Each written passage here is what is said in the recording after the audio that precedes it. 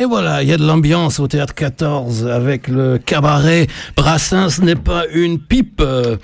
Et toute la bande était venue il y a 15 jours. Maintenant, ils vont continuer la semaine prochaine, mais ils ne sont pas tous seuls parce qu'il y a les jeunes qui ne prennent ni leurs profs ni d'autres vieux pour des cons. Voilà, je salue une jeune troupe qui vient de l'école Jacques Lecoq. Et vous pouvez vous présenter. Qui êtes-vous?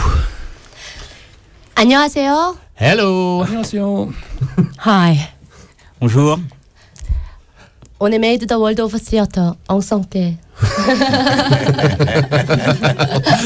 Oui, enchanté tout le monde. Nous sommes la compagnie à Made the World Over Theatre et c'est un collectif d'artistes cosmopolites qui se sont unis afin de transcender leurs différences culturelles et linguistiques, réfléchir, mettre en scène et partager leur vision sur les problèmes contemporains de notre monde. Voilà, ça c'est nous. Oui, bienvenue. Alors, vous vous appelez comment individuellement? Moi je m'appelle Jeffrey Hammer, je viens du Canada.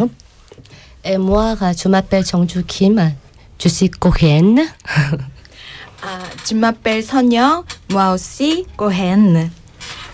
Fiamma Bennett, je suis anglaise. Moi, c'est Cédric Mérillon, qui suis un des Français de la troupe. Il y en a quelques-uns quand même. Bon, est-ce que vous êtes au complet ou est-ce qu'il y a d'autres qui ne sont pas venus aujourd'hui? Il y a deux autres qui ne sont pas venus aujourd'hui. Il y a Giulio Serafini qui vient d'Italie et après Hélène Morzuk qui est aussi française. Voilà, en France, beaucoup de gens s'appellent Lecoq. En Corée, beaucoup de gens s'appellent Kim. Ah oui, c'est ça. Tout à fait. Oui. Voilà, ça ne veut pas non plus dire que vous êtes deux sœurs, n'est-ce pas? Non. Alors, vous vous êtes tous rencontrés donc, dans l'école Jacques Lecoq, cette école de théâtre où enseigne Susanna Lastrette, qu'on a entendu tout à l'heure dans son cabaret consacré à Brassens. Maintenant, vous avez créé un spectacle dans un registre poétique, mais qui est quand même assez agité aussi. Et oui, vous y montrez aussi le monde contemporain. Alors, Jeongju, tu peux nous dire de quoi vous êtes parti? Est-ce que les idées sont venues pour ce spectacle en regardant la télévision ou est-ce qu'elles sont venues en travaillant le corps et le geste et la voix? En fait, comme vous savez très très bien, il y a 60 ans, la Corée était détruite par la guerre. Et moi, en fait, depuis 60 ans, on a développé vraiment plein de grandes économies, éducation, politique, tout ça. Mais en fait, on survient la société de plus en plus, comment dire, les gens ils sont assez fermés et puis les gens perdent leur vraie âme. Donc en fait, je voulais poser la question, c'est quoi vraie la vie, quoi? Donc j'ai posé, on est qui, on est où? Qu'est-ce qu'on veut vraiment pour la vie? Donc, cette idée, ça vient de là. Et puis, en fait, c'est l'histoire de Corée. Mais en fait, je voulais partager avec les comédiens étrangers pour avoir une histoire universelle. C'est pour ça qu'on peut partager ces questions avec tous les gens sans frontières. C'est ce que j'ai pensé. Alors, il y a un personnage principal qui vit certaines aventures. Lequel?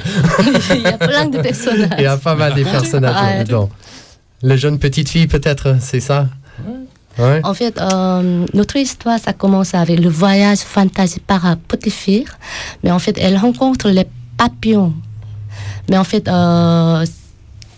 comment dire, elle voyage dans le fantasy et puis elle a emmené 3 épisodes. Premier épisode, la guerre. Deuxième épisode, consommation. 3 épisodes, c'est le boulot.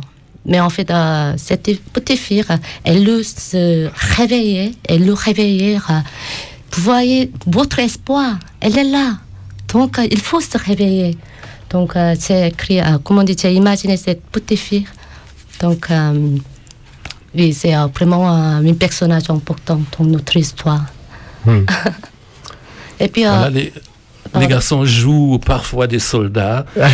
Oui, c'est ça. parfois tout le monde est employé dans un bureau un peu absurde. Ah oui, le bureau, ça s'agit de l'absurdité du temps.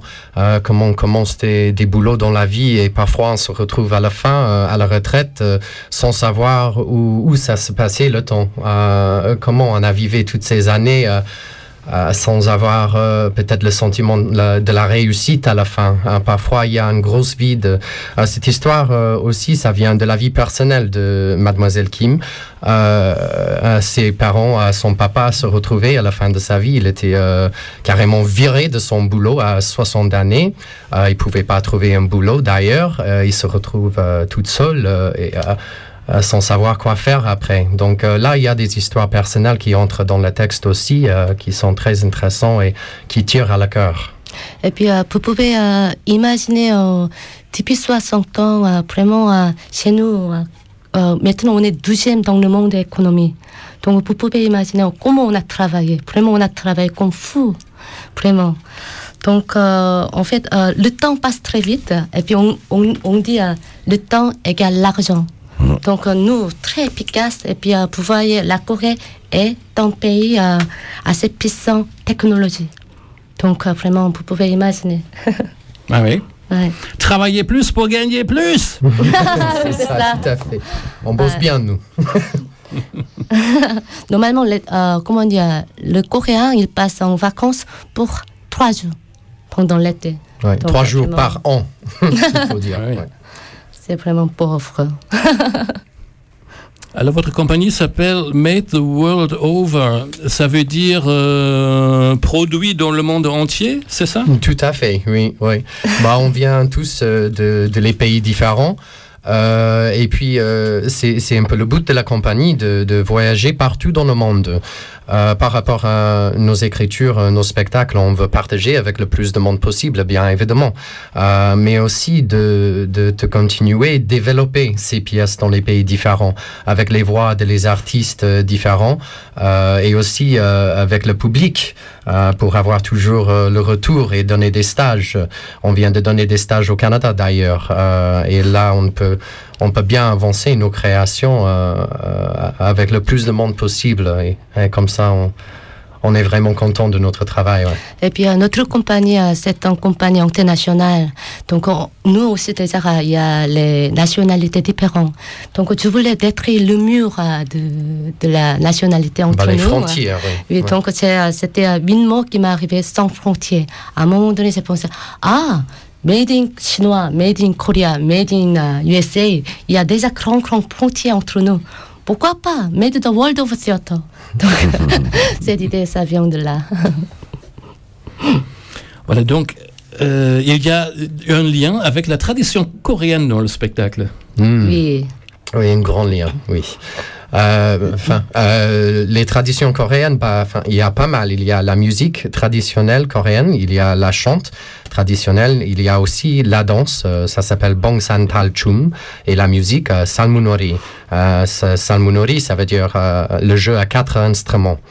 Donc là, ce qu'on a fait, c'est on a pris tous les styles traditionnels et on les a développés et changés pour découvrir un nouvel langage de gestes, pour arriver à faire des choses sur scène, ce qu'on n'a jamais vu, et de réinventer un style un peu perdu ou un peu gardé trop à l'original. C'est bien prendre des choses anciennes et de les développer. Et dans l'avenir, on va continuer à faire ça avec le plus de style théâtre possible. Voilà. Et puis, notre histoire, notre théâtre, il est basé par un théâtre populaire coréen qui s'appelle Madanguk. Madang, ça veut dire la place. Guk, ça veut dire le théâtre. Donc, vous pouvez imaginer comme assez multiple dedans. Il y a la danse, il y a la musique, il y a le masque, tout ça. En fait, il y a longtemps, comment dire, on avait grand hiérarchie de la société. Le roi et le gens nobles et les gens, les populaires, les personnes basses.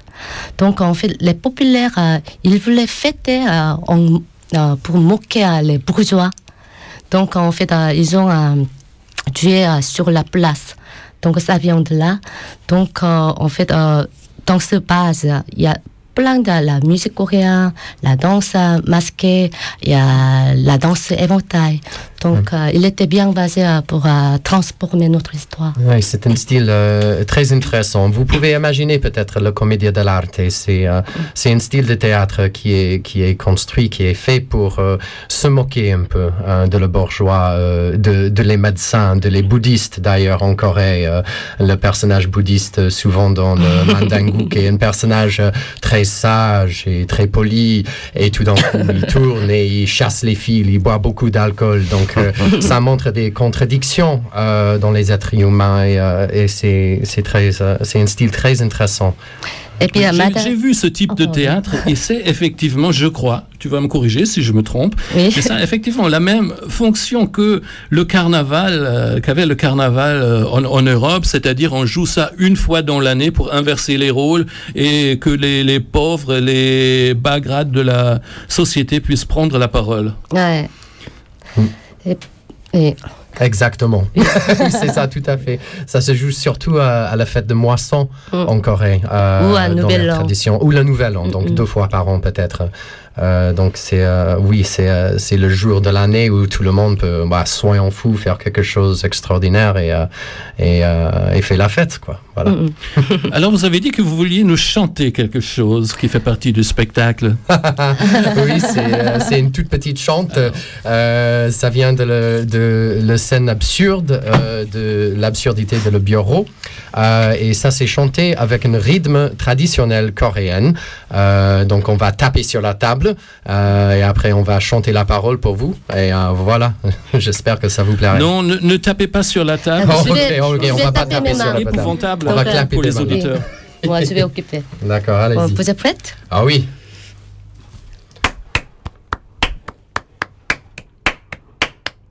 Des buildings au métro, on travaille sans repos. Cette année on a gagné, on va être exonéré. Lumière, 24 heures sur 24 heures.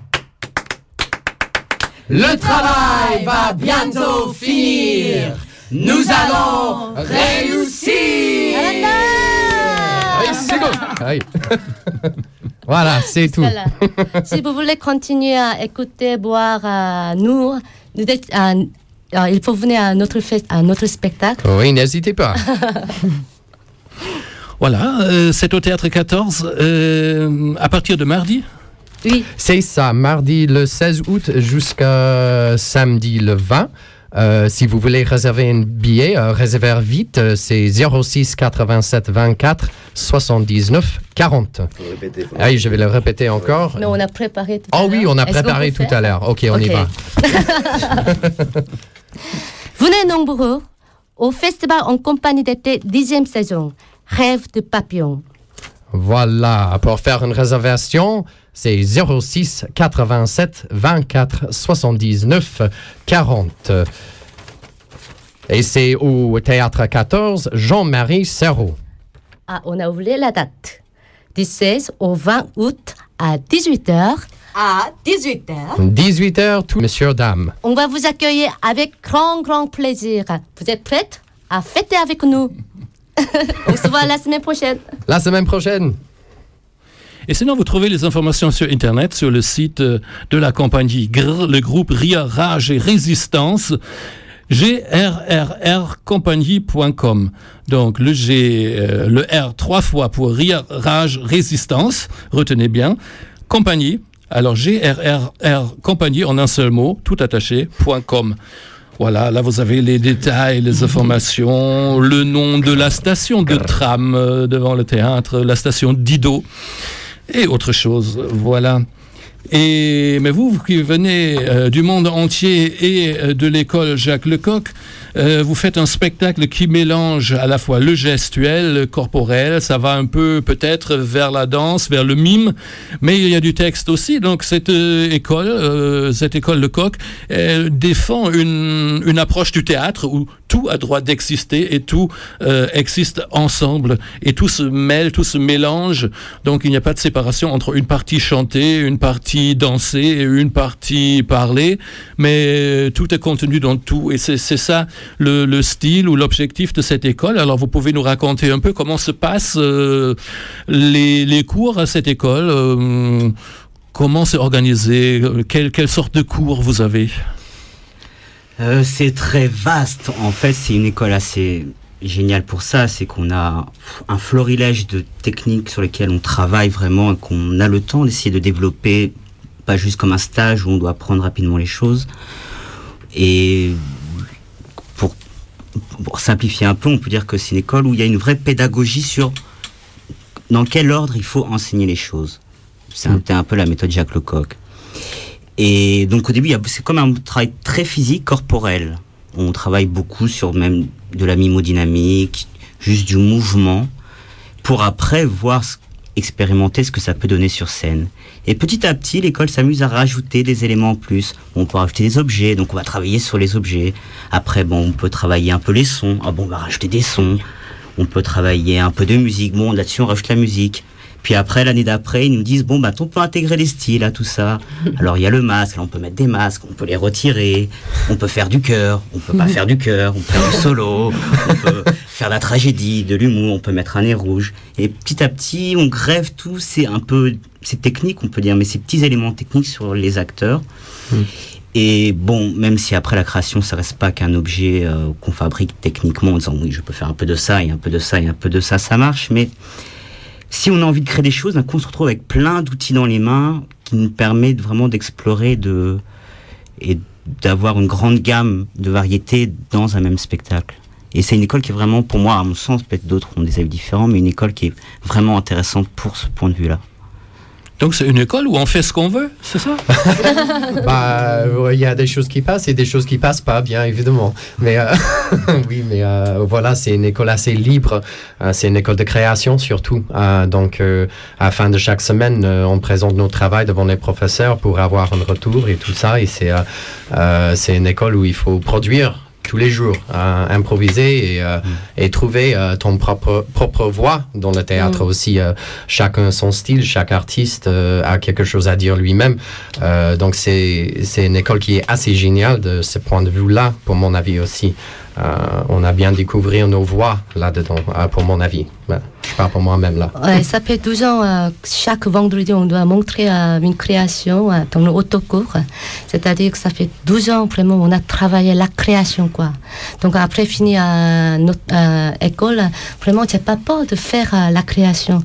C'est pour ça, je peux dire, vraiment, j'ai appris grand chose pour ma vie de théâtre.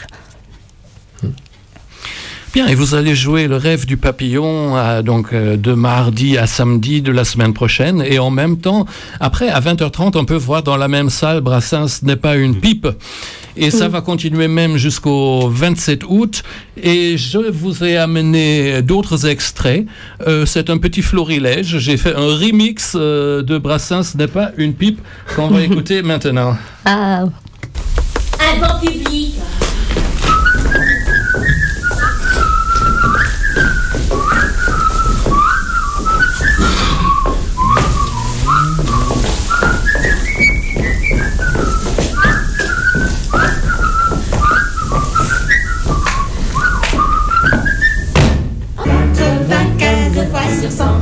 La femme s'emmerde dans ses ans, elle baise ou le confesse. C'est pas tous les jours qu'on lui déride les fesses. Les pauvres bourres convaincus du contraire sont déconvenus. À l'heure de l'œuvre de chair, elle est souvent triste de chair. Sinon dans le cœur qui bat, le corps non plus ne bronche pas. Le gorille est un animal. Le gorille est en voie de disparition. Le gorille est végétarien. Le gorille est fragile. Les cheveux blancs, les cheveux blancs, les cheveux blancs et la moustache, la moustache, la moustache, la moustache et les cheveux blancs, les cheveux blancs, les cheveux blancs, les cheveux blancs et la moustache, la moustache, la moustache, la moustache et les cheveux blancs, les cheveux blancs et la moustache. moustache, la moustache, la moustache et les cheveux blancs. Les cheveux blancs, les cheveux blancs et la moustache, la moustache, la moustache, la moustache et les cheveux blancs.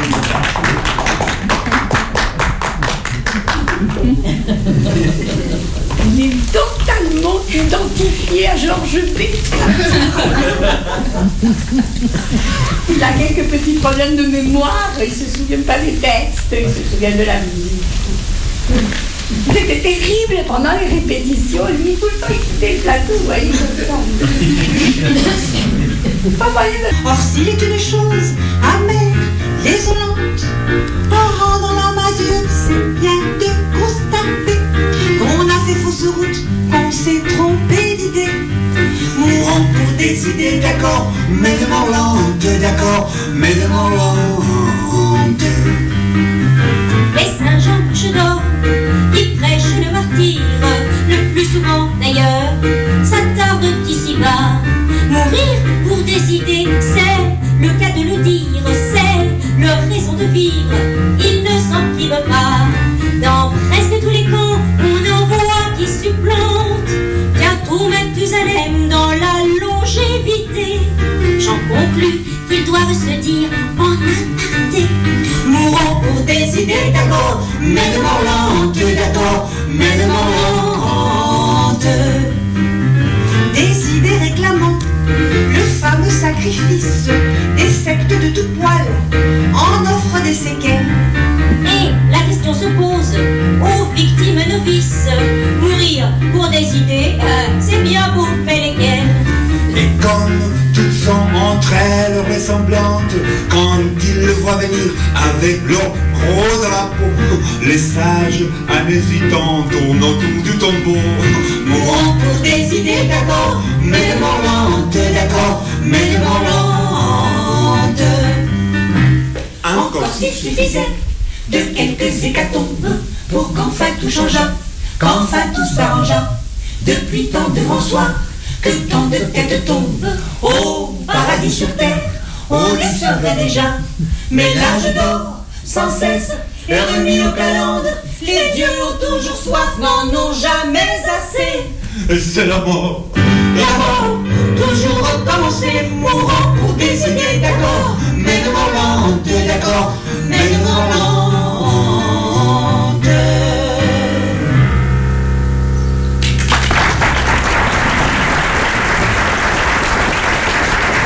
Paris va bientôt sentir mauvais. Les gens de bien, qui étaient allés grignoter à la mer et à la montagne le fruit de leur exploitation systématique des gens de peu, vont bientôt revenir souiller Paris de leur charogne méphitique. Oh, non, c'est dégoûtant ça. La politique. Je n'ai pas de maître. Et voilà, quand on est anarchiste, on le reste, c'est congénital.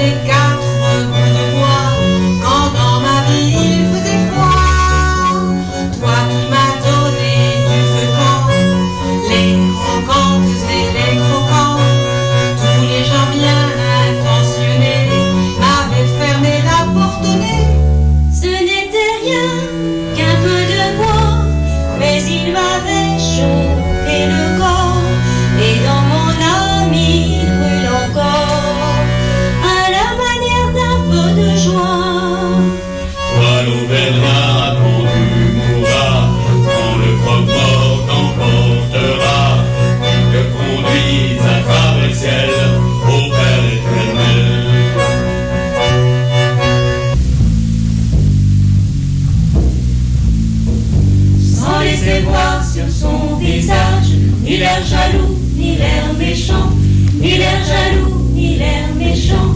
Ils retournaient le chant des autres, toujours méchants, toujours méchants. Pauvre Martin, pauvre misère, creuse la terre, creuse la terre. Pauvre Martin, pauvre misère, creuse la terre, creuse la terre, creuse la terre. Voilà, on reprend en direct ici Radio Libertaire 89.4 avec Thomas de Hambourg, c'est Tempête sur les planches. Et là, nous avons écouté quelques extraits de Brassens n'est pas une pipe au Théâtre 14 avec Suzanne Alastretto et toute sa bande. Mais ça se passe pas comme ça, bien sûr, sur scène et dans la salle, comme vous avez entendu, parce que bien sûr, les morceaux, les interventions, tout ça, ça va du début à la fin. J'ai pris des petits bouts et je les ai enchaînés comme ça, l'un après l'autre. Mais vous pouvez voir en cet été, mais on aime bien s'amuser à voir des spectacles où le texte, le théâtre, le cabaret, la musique, le chant se mélangent. Et où tout se mélange, voilà, et ça c'est pour le plus grand bonheur du public, pour le bonheur des hommes, comme le spectacle qu'on peut voir au Lucernaire. Maintenant, nous avons parlé de Rêve du papillon, ce spectacle entre toutes les chaises, entre tous les tiroirs, entre mime, musique et théâtre de texte. Et vous avez dit il y a 3 parties. Une partie, par exemple, parle de la consommation. Ça se passe comment? Bonne question. La scène de consommation, c'est c'est en fait une grande match de boxe. C'est la bagarre totale entre 2 femmes. Voilà, Fiamma, pouvez-vous expliquer mieux que moi? C'est elle qui joue le rôle d'une des femmes. Alors, allez-y, Fiamma.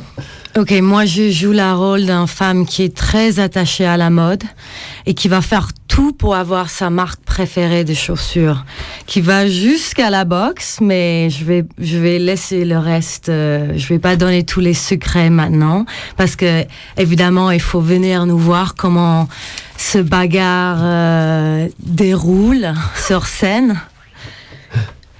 Voilà. C'est un match de boxe désopilant, mais quand même bien encadré par une équipe d'arbitres. Oui. C'est ça, il y a un arbitre, ça c'est Cédric. Et Oui, parce que de toute façon, la consommation, elle est bien réglée. On voit dans les magasins, tout est bien rangé, il y a des vigiles, on nous explique comment il faut faire. On ne peut pas faire ce qu'on veut non plus quand on veut consommer. Donc, faut qu'il y ait un arbitre quand même pour que les choses se passent comme elles doivent se passer. Même s'il prend quelques coups à la fin. Effectivement, on voit que vous aussi, peut-être des fois, vous faites les soldes et vous êtes inspiré des bagarres autour dans les magasins, quoi, voilà.